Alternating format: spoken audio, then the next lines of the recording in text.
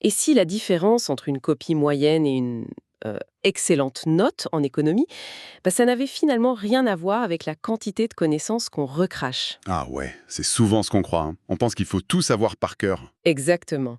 Enfin, il y a ce moment très précis, on le connaît tous, au mois de juin, que vivent les élèves de terminale. On est assis dans une grande salle hyper silencieuse, le chrono tourne, la feuille blanche est là sur la table. Et le sujet d'économie tombe. Le fameux sujet. Voilà. Et là, la tension monte d'un coup. Et très souvent, avec le stress, le réflexe, c'est juste de vider tout ce qu'on sait sur le papier, genre, de manière complètement désordonnée. Ouais, comme si la dissertation, c'était un concours de culture générale, quoi. C'est ça. Mais aujourd'hui, pour cette exploration d'aujourd'hui, on va aborder la chose sous un angle radicalement différent. L'idée, c'est de s'appuyer sur une ressource pédagogique vraiment en or. C'est le guide méthodologique complet qui a été créé par Fetini Ahmed. Un excellent document, oui. Très concret. Vraiment. Et il est conçu spécifiquement pour les candidats au bac éco-gestion en Tunisie. Du coup, notre mission aujourd'hui, c'est de transformer cet exercice qui fait si peur, la dissertation, en une formule logique, rassurante et surtout redoutablement efficace. Ce qui est fascinant ici, c'est que l'approche de ce guide change complètement la donne. En fait, la dissertation, c'est pas un test de génie littéraire. Pas du tout. Non, on s'apparente beaucoup plus au travail d'un ingénieur en bâtiment, tu vois. C'est de l'architecture intellectuelle. Ah, j'aime bien l'idée de l'architecture. On construit un truc solide. Absolument. Il y a des fondations, des murs porteurs. Et quand on comprend le barème officiel, ça devient une évidence implacable. Tout est très mathématique. D'accord, décortiquons cela. Ça donne quoi ce barème, concrètement? L'introduction rapporte 1,5 points. Le développement, donc le gros morceau, c'est 7 points. La conclusion apporte en points. Et enfin, la forme, donc l'orthographe, le soin, c'est 0,5 points. Ok, donc un total sur 10 pour cette partie de l'épreuve. C'est super clair. Exactement. Et quand un élève a conscience de ce plan d'investissement, il arrête de paniquer devant sa feuille. Il sait exactement où mettre son énergie. Ouais, c'est logique. Alors, je te propose qu'on file cette métaphore du bâtiment, parce qu'on ne construit pas une maison sans plan avant même de couler le béton ou de toucher à la copie finale. Il y a un travail invisible, mais qui est hyper crucial. C'est ce que le document appelle l'étape 0. Voilà, l'étape 0, c'est comme la mise en place en cuisine, tu sais. On coupe tous ces légumes, on prépare tout avant même d'allumer le feu. Mais qu'est-ce qui se passe exactement sur ce brouillon? C'est simple, négliger cette étape, c'est vraiment comme construire sur du sable. Fetine Ahmed détaille 4 actions incontournables. La première, c'est l'identification des mots-clés du sujet. Ok, classique. Donc si on a la croissance économique profite-t-elle toujours au développement, on souligne croissance et développement. C'est ça. Ensuite, deuxième action, il faut définir ces notions.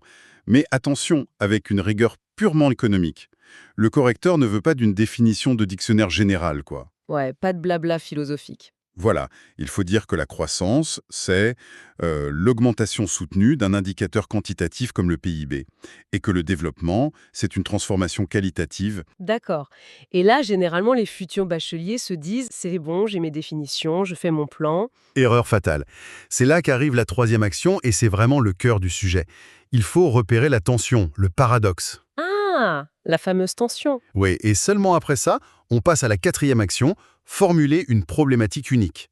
Genre, dans quelle mesure ou comment. En fait, il ne faut jamais commencer à rédiger sans avoir ces 4 étapes au brouillon. Ok, mais il y a un truc qui me chiffonne. Cette histoire de tension dans la vraie vie, c'est ce qui bloque le plus les candidats. Pourquoi c'est si dur à trouver ce paradoxe? C'est un blocage cognitif normal en fait. Notre cerveau, il est programmé pour chercher l'évidence, la fluidité. Si on demande à quelqu'un dans la rue si la création de richesse c'est bien, il va dire bah oui. Oui, la réponse facile. Plus de croissance égale plus de développement. Point final. Exactement. Mais l'économie, c'est la science des choix. L'attention, c'est trouver le coût caché derrière le bénéfice. La croissance crée de la richesse, oui.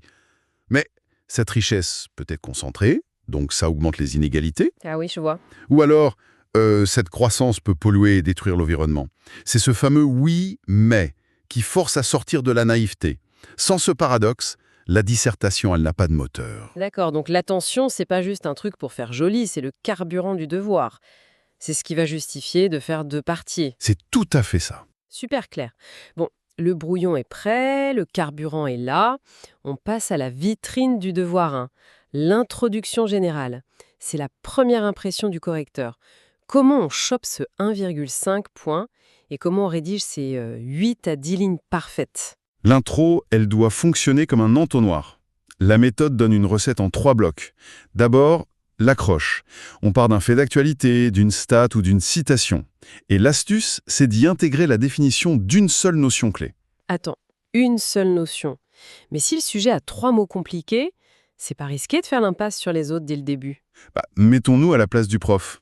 Imagine lire 50 copies qui commencent par « la croissance est »,« le développement est »,« l'état est ». Ah oui, l'effet dictionnaire indigeste. Voilà. Ce que Fétini Ahmed propose, c'est beaucoup plus élégant. On prend la notion la plus centrale pour l'accroche. Par exemple, à l'heure que le PIB mondial augmente, marquant une forte croissance, une partie de la population reste dans la pauvreté. Waouh, ok, donc on a défini la croissance implicitement et on a posé l'attention en même temps. Exactement. Les autres définitions, on les garde pour le début des grandes parties du développement. Ça allège l'intro, c'est hyper stratégique. C'est redoutable, oui. On gagne du temps en plus. Et après cette accroche. Le deuxième bloc, c'est la problématique. Une seule question centrale. Et le troisième, c'est l'annonce du plan. Et là, pas de poésie. Faut être direct. En premier lieu, nous étudierons. En second lieu, nous analyserons. Pas de suspense, on dit au prof exactement où on l'emmène. C'est ça. La clarté avant tout. Bon, l'intro est posée, le prof est captivé. Maintenant, on attaque la montagne, le développement. C'est 7 points, donc presque tout se joue là. Et c'est souvent là qu'on voit des blocs de texte immenses, sans aucune respiration. Et les fameux pavés illisibles, ouais. Grave. Comment l'auteur évite ça avec sa méthode? C'est quoi l'art de l'argumentation invisible? L'astuce, c'est la structure en entonnoir, mais répétée pour chaque partie. On ne jette jamais un argument de nulle part. On fait une petite intro partielle, juste 2 ou 3 lignes, pour annoncer l'idée. Ok. Ensuite, on déroule 3 ou 4 idées structurées. Une idée, c'est un argument plus un exemple, économique concret, toujours. Et on finit par une conclusion partielle, une petite synthèse d'une phrase ou deux. Mais visuellement, comment on montre ça? Parce que pour réviser, les élèves font des tirets, des couleurs, des listes à puces. Ah bah non! Sur la copie d'examen, tout ça, c'est formellement interdit. Aucun titre, aucun numéro. Rien du tout. Rien. La structure doit être rendue visible uniquement par les mots. C'est là qu'entrent en jeu les connecteurs logiques. Genre d'abord, ensuite. Voilà. En effet, cependant, c'est ce que j'appelle les murs porteurs. Si tu ne les mets pas, le plafond s'écroule, la logique disparaît. Le correcteur doit scanner la copie et voir tout de suite où tu passes d'une idée à l'autre, juste avec ces mots-là. D'accord. Et il y a un autre mur porteur crucial, c'est la phrase de transition entre la partie 1 et la partie 2. Ce qui m'amène à une vraie question. À quoi elle sert, cette partie 2? Ah, la grande question. Bah oui, si l'élève a donné 3 super arguments dans sa partie 1, qui répondent au sujet, pourquoi s'infliger une suite? C'est juste pour faire un plan en 2 parties, pour faire plaisir au prof? Surtout pas. Si on fait une liste de courses, on a tout faux. Si on relie ça au contexte global de l'exercice, la partie 2 doit impérativement instaurer un dialogue, elle doit répondre à la partie 1. Donc elle vient la nuancer. C'est ça, c'est de l'empathie intellectuelle. Si la partie 1 disait que le libre-échange favorise la croissance, la partie 2 ne va pas lister d'autres avantages. Elle va contredire ou montrer les limites, genre parler de la destruction d'emplois locaux. On montre au prof qu'on est capable de voir le revers de la médaille. Exactement. Et le guide insiste sur un point fondamental pour les exemples de cette partie 2, ils doivent idéalement être chiffrés et surtout ancrés dans la réalité. Ah, donc on évite les théories lointaines. Oui, l'idéal c'est de mobiliser des exemples de la Tunisie ou du monde arabe pour éviter le hors-sujet. Il faut montrer que la théorie sert à comprendre son propre environnement économique. Super pertinent.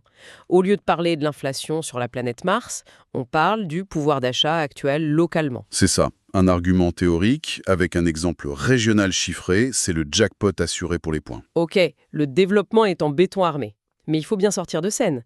Et la conclusion, c'est le dernier souvenir qu'on laisse au correcteur. Ça vaut 1 point. C'est pas énorme, 1 point, mais c'est psychologique, non? Ok, oui. C'est l'arrière-goût du devoir.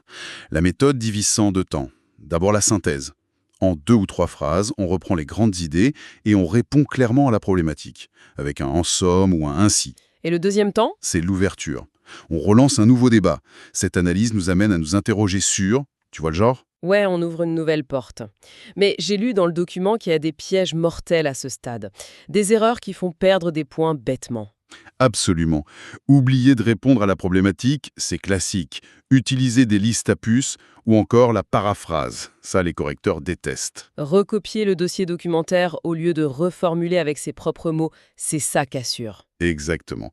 Et il y a une dernière erreur, peut-être la pire, introduire une nouvelle idée dans la synthèse. Ah oui, hein. Ça me fascine. Pourquoi les candidats ont cette fâcheuse tendance à glisser un argument génial à la toute dernière seconde, juste avant de poser le stylo? C'est de la panique? C'est totalement humain.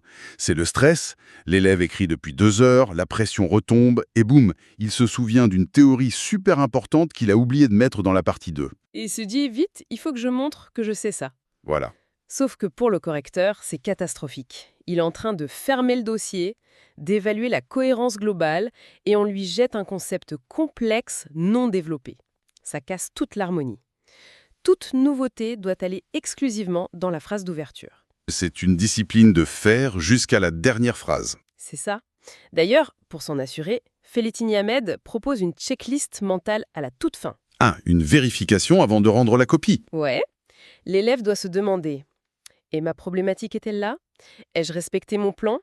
Y a-t-il bien mes transitions? Ai-je utilisé mes connecteurs logiques? C'est une sécurité. C'est puissant. On pourrait croire qu'une méthode aussi stricte, ça va brider la pensée de l'élève. Mais en fait, c'est tout l'inverse, non? Totalement l'inverse. En automatisant la forme, on libère le cerveau de l'angoisse de la page blanche. L'esprit est libre pour se concentrer à 100% sur l'intelligence économique et la justesse des arguments. C'est une réflexion super intéressante. D'ailleurs, j'invite tous ceux qui nous écoutent à réfléchir au-delà de la simple salle d'examen. Parce que maîtriser cet art de poser un paradoxe, la fameuse tension et d'y répondre en nuançant ses arguments, partie 1 contre partie 2, Oui, c'est la base du raisonnement. ben oui, au fond, n'est-ce pas le secret pour comprendre et débattre intelligemment de l'actualité économique dans la vraie vie?